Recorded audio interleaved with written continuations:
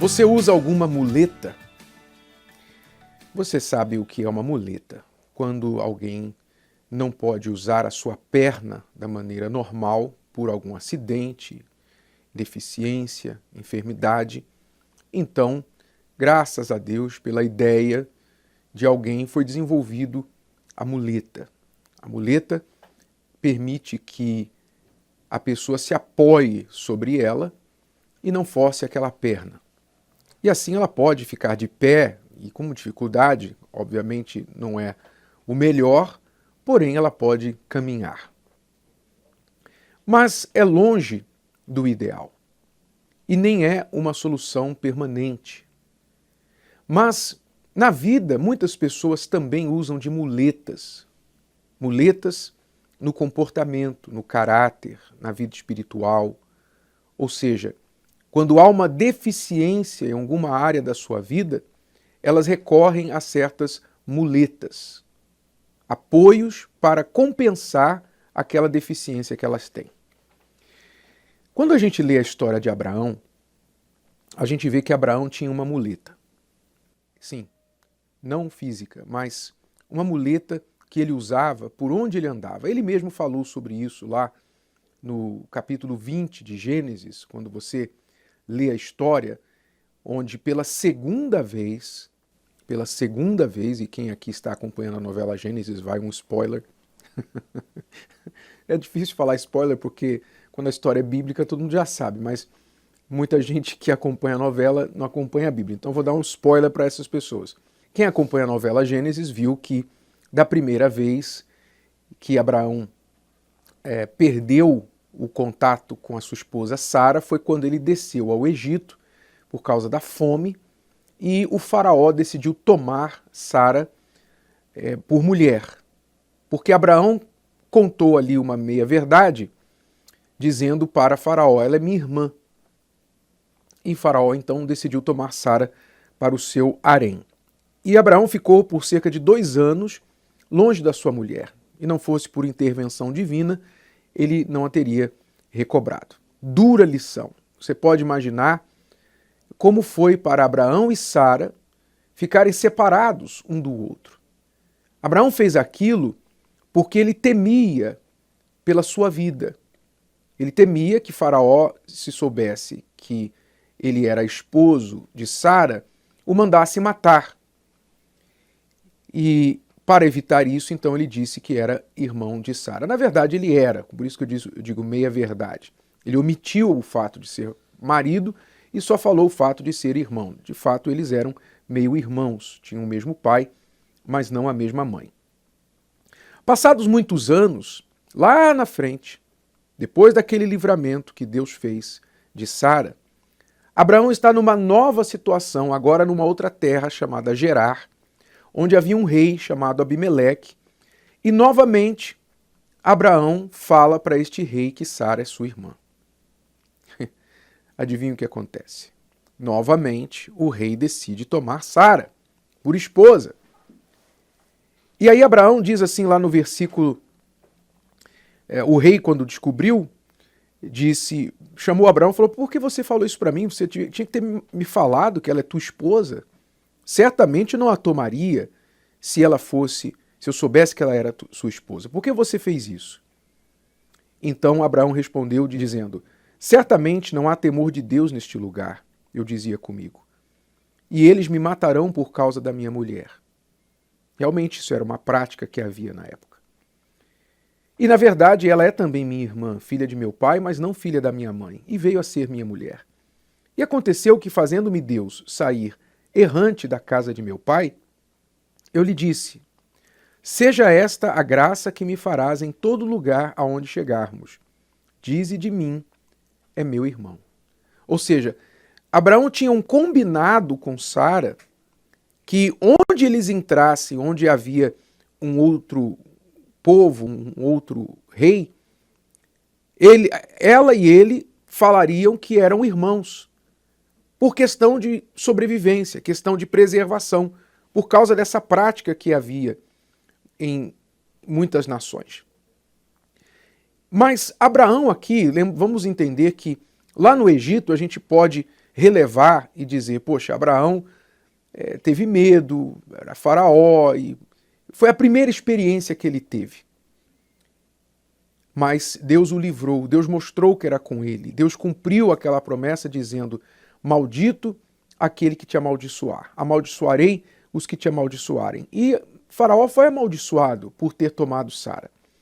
Isso ficou bem claro para todos, inclusive Abraão e Sara. Então ele já tinha tido aquela experiência de livramento lá no Egito. Mas agora ele recai novamente sobre a sua muleta, ele recai novamente sobre aquele trato que ele tinha com Sara, de falar, olha, onde a gente entrar, você é minha irmã, hein? E eu sou seu irmão. Quer dizer, ele ignorou o livramento que Deus já havia feito para ele lá no Egito. E ao invés de recorrer à verdade e confiar em Deus, ele caiu naquela muleta. Assim é a muleta espiritual, a muleta de caráter, que fazem muitas pessoas tropeçar na vida. Pode ser uma desculpa que a pessoa já se acostumou tanto de dar, que ela usa aquela muleta como uma carta para se desculpar, se justificar por alguma coisa. Por exemplo, a pessoa pode ter sido vítima de algo na sua vida. Ela foi traída, ela sofreu abuso, ela sofreu um trauma, ela cresceu numa família sem mãe, sem pai, ela foi adotada, seja qual for a dificuldade que ela teve na vida. Então, ela se apoia sobre aquela dificuldade, ela se apoia sobre aquilo, como quem se apoia sobre uma muleta, então ela justifica por que ela não pode correr na vida, porque ela não pode andar normalmente como todo mundo pode, por causa daquilo. Olha, eu sou assim porque... Aí ela começa a descrever a muleta dela. Lá atrás, eu passei por isso, e quando eu era criança, e meus pais, eu não tive aquilo, eu não tive isso. Então ela justifica os seus tropeços, ela justifica a sua falha, porque ela se apoia sobre alguma coisa. Inclusive a mentira. Aqui no caso de Abraão, uma mentira se tornou uma muleta, não é? Uma meia-verdade se tornou uma muleta que ele ocultava por onde ele ia. E assim são muitas pessoas que recorrem a isso e então vivem justificando suas atitudes. Talvez você faz isso sem querer, sem estar consciente. Você faz isso diante do seu marido, você se faz de vítima diante da sua esposa, dos seus filhos, dos seus pais. Você é vítima no seu local de trabalho. Você sempre usa de uma carta que você sabe que se você tentasse um pouquinho mais, se você tivesse um pouquinho mais de confiança em Deus e confiança em você mesmo, se você fizesse um pouco mais de esforço, você conseguiria vencer e não precisaria daquela muleta. Você sabe disso, no fundo você sabe. Mas o seu comodismo, a sua zona de conforto, faz com que você use dessa muleta, porque talvez lá atrás te serviu bem. É uma desculpa, é uma justificativa, é uma carta, como eu disse, que você mostra para as pessoas e resolve argumentos, faz calar as pessoas, aí você continua sempre usando essa carta. Mas não se esqueça, quem está usando a muleta é você. Quem está deixando de correr é você. Você pode estar resolvendo disputas, calando os seus adversários toda vez que você tira essa carta, essa muleta e mostra, olha para mim, coitado de mim, eu não posso, você sabe que eu não posso, você sabe que eu tenho esse problema, você sabe que eu tenho aquela dificuldade. Você pode estar resolvendo aquilo ali na hora, mas quem está pagando o preço mais caro disso tudo é você.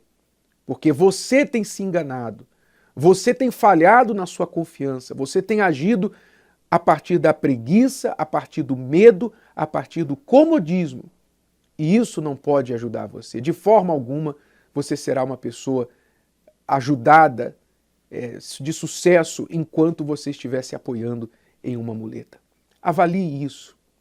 Avalie isso a seu respeito. Se você tem o hábito de não aceitar desculpas para si mesmo, ótimo, excelente. Se você mesmo às vezes com a perna machucada, você faz de tudo para correr, você se recusa a usar uma muleta, ótimo para você, excelente. Você é uma pessoa forte, você é uma pessoa que sempre vai correr na frente. Mas se você é uma pessoa que às vezes até com duas pernas perfeitas, você fica fingindo que está mancando, você finge uma deficiência, você se apoia em alguma coisa só para você não se esforçar e para os outros não cobrarem muito de você, que pena de você. Que pena. Que Deus ilumine o seu entendimento para que você jogue essa muleta para longe de você o quanto antes, seja curado e passe a correr na vida. Gostou? Que tal ouvir de novo? Ouça quantas vezes precisar, até que este conteúdo faça parte de você. E não se esqueça de dar o seu like, comentar e compartilhar. Até a próxima!